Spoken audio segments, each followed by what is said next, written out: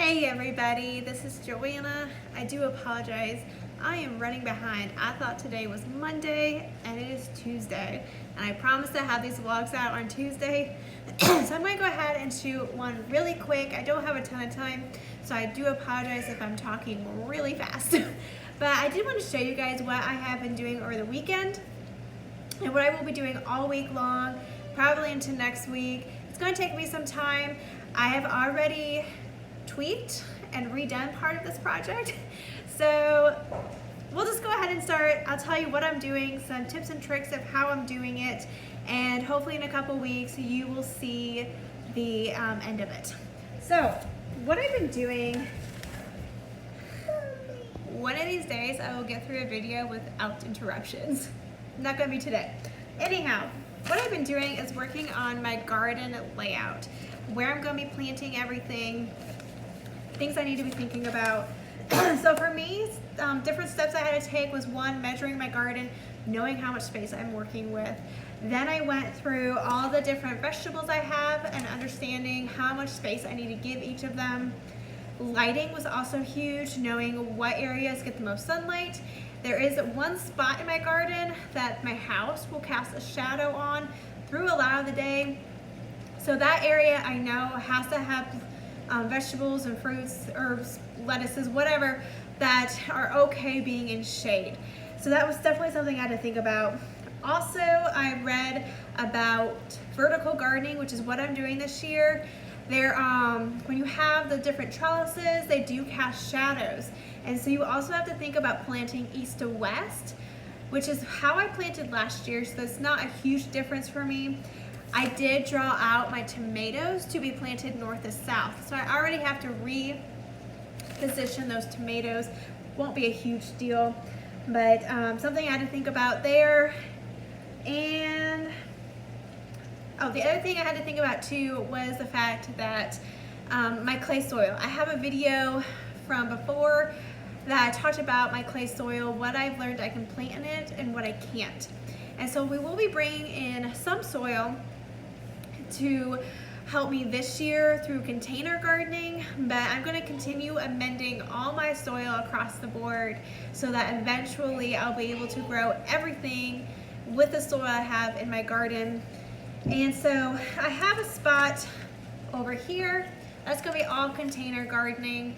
And so I went ahead and I wanted to have that in mind, having a specific kind of area for that, so it's not all over my garden. I'm going to have to water it differently. I'm going to have to put different soil amendments in it differently. So that just makes it more streamlined and easier when the gardening season comes. I don't have my hose all over that garden. And irrigation was another thing too. I did show an Instagram post back in November that I got free irrigation lines. I still have to go through those. I have to cut them up and figure out what's actually going to be useful and what's not. So these are all different things I'm thinking about and I'm planning on. The other thing is herbs and flowers that I'm using as pollinators and as pest repellents. Because I am doing all organic, I'm not going to be spraying anything out there, so I want to use what God has given us to create that.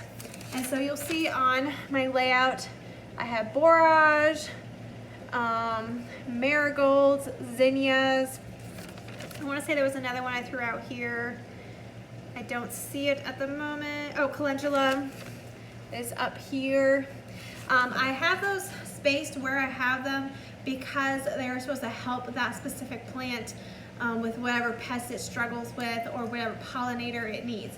I will be doing more of that. I have a lot of flowers and herbs. I will be doing more of that in my garden. This is just what I started with this weekend.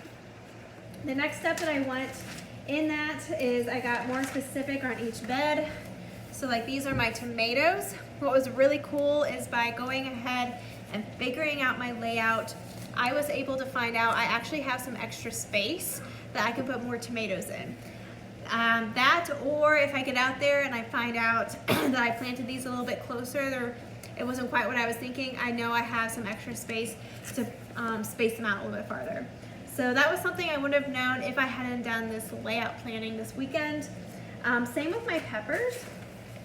I actually found out the space that I gave them, and from reading how much space they actually need, I can double how many peppers I was planning on having, which I'm pretty excited about that.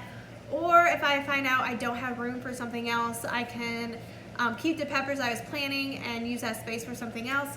But that was exciting. I can actually get another variety of peppers if I want, and I can double up on some of them. So those are basically what I was doing this weekend, figuring out my layout, getting more specific. I'm going to continue doing that throughout the week.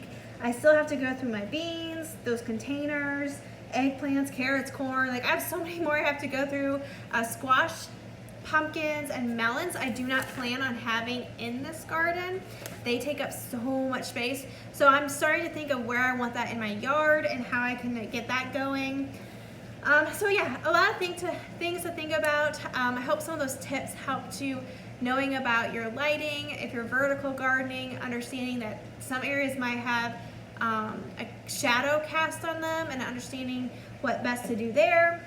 Planning out where you're going to put those flowers and those herbs if you're doing all organic and you want different pollinators and pest control. And for me, measuring was really helpful for me, knowing how much space I have, knowing how much space I need for each item, and then figuring out that I actually had more room than I thought. I didn't have enough room in some areas, but I can take it from this area. Just having a better visual idea of what I have was extremely helpful for me. Last thing I want to mention was a good resource if you don't know about it, to help with not only planning but just knowing what you want to have in your garden, and that is seed catalogs. These are actually free. I did ask for Baker Creek, but Burpee and Hudson Valley came for free. I just got it in my mail, and even though I've already bought all my seeds, I was like, you know what, I'm gonna flip through these, see what's in them.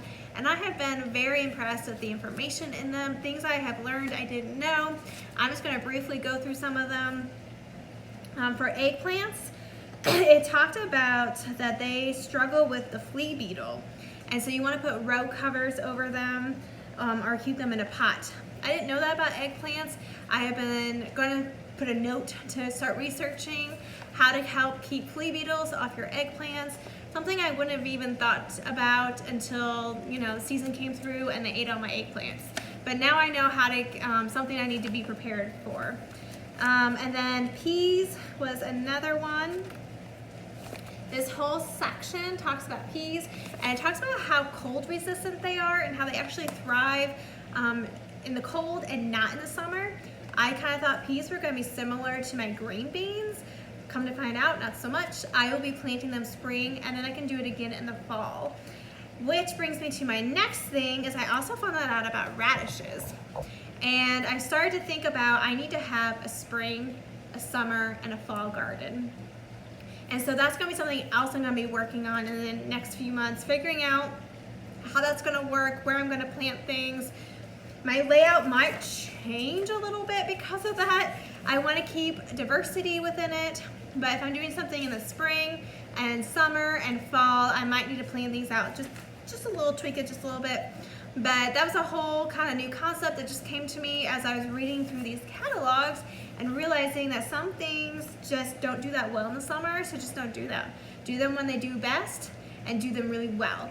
And so that was really cool. In the Burpee catalog, where it talks about the radishes, it also said to sow them as soon as the soil can be worked in the early spring and repeat every 10 days until early summer and then again in the fall.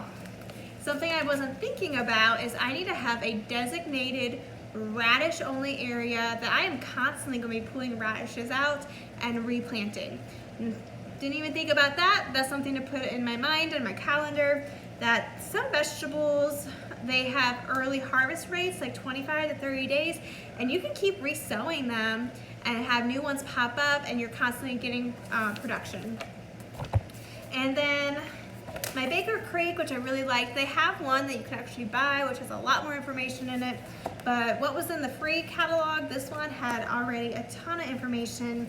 It has all these different varieties. They have these long informational spots on each one of them, what to use, what's good for them.